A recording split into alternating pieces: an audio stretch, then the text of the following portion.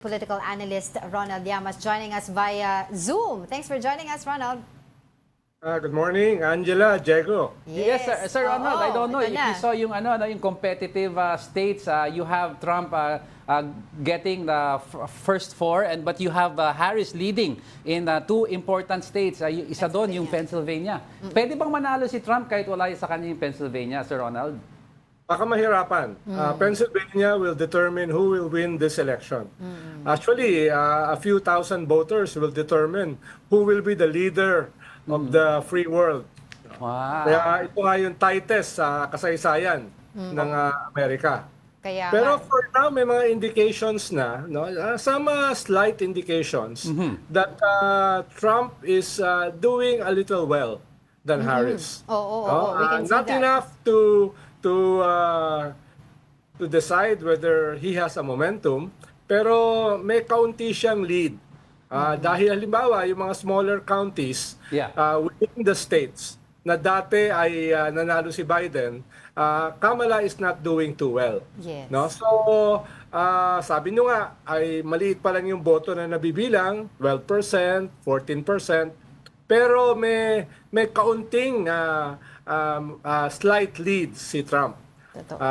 It will go to the wire.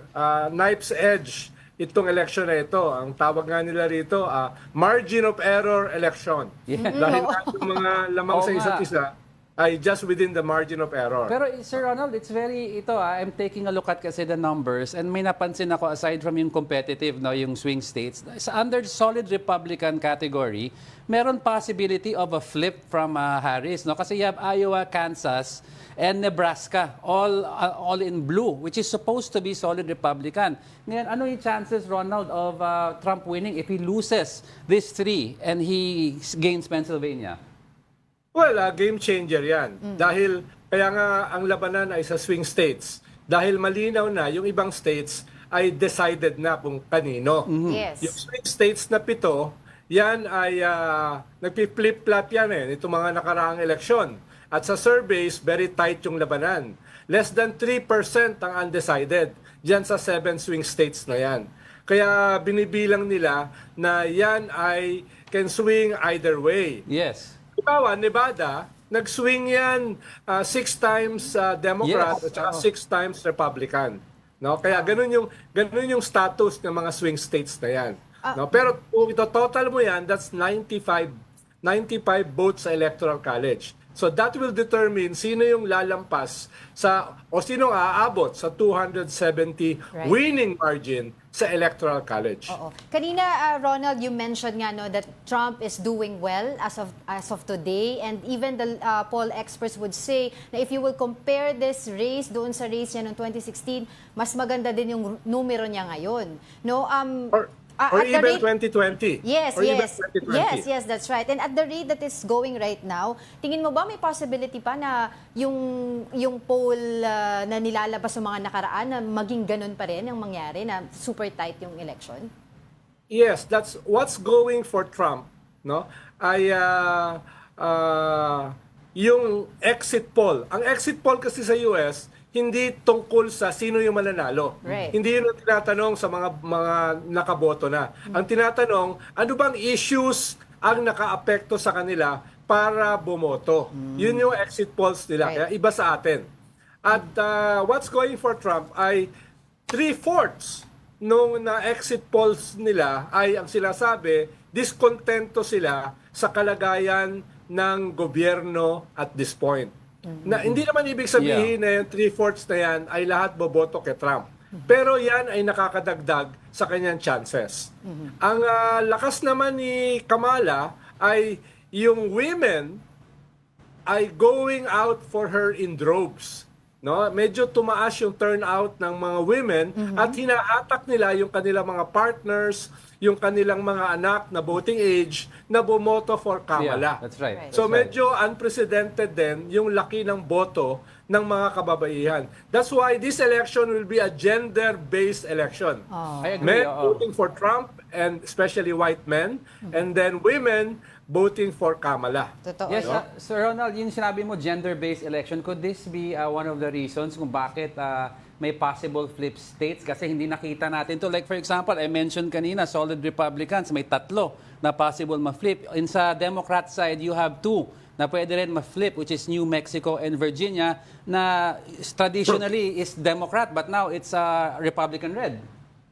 Yes, yes. Kaya nga, yung focus ay swing states, pero merong distinct possibility na yung mga hindi na binilang na magpi-flip ay posible pa rin mag-flip. No? Dahil na meron kang mga intangibles na hindi mo finactor in before, like yung overwhelming women turnout, no?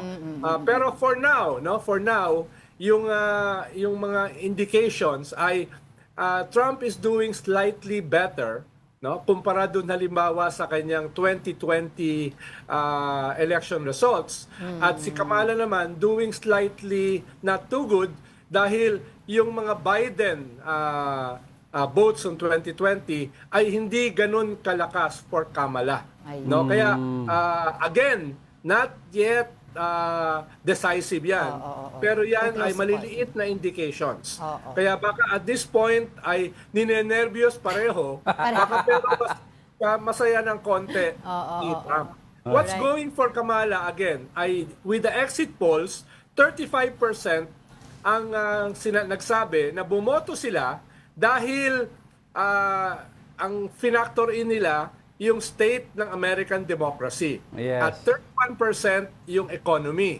Basically inflation, no? Going into the election, mas mataas yung economy, yung inflation, at mas bababa yung state of American democracy. Kaya amazing na dito sa exit polls, medyo nilampasan ng state ng American democracy yung economy. Tapos yung immigration ay mas bumaba kesa sa reproductive health.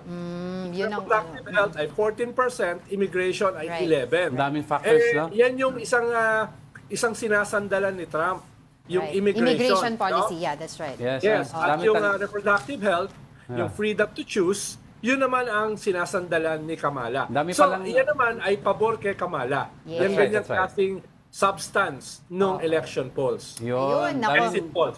Dami pa, pero medyo siksik tayo. We have so much questions, oo. but we don't have much time. But for the meantime, maraming salamat po sa inyong oras. That was our resident political analyst, Ronald Llamas. Thank you.